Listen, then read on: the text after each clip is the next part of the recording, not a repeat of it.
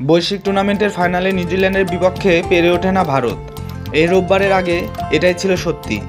2002 champions trophy ও 2021 world test চ্যাম্পিয়নশিপে ফাইনালে ভারতকে হারিয়েই চ্যাম্পিয়ন হয়েছিল নিউজিল্যান্ড।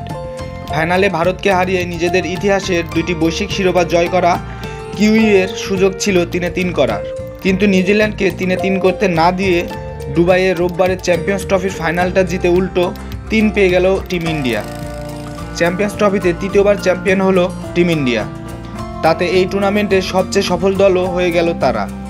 দুবারের চ্যাম্পিয়ন অস্ট্রেলিয়াকে পেছনে ফেলে রেকর্ডটা নিজেদের করে নিল ভারতীয়রা। ভারত প্রথম চ্যাম্পিয়ন্স ট্রফিতে চ্যাম্পিয়ন হয় 2002 সালে।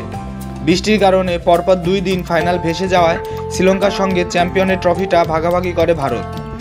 ভারত দ্বিতীয়বার চ্যাম্পিয়ন হয় 2013 সালে।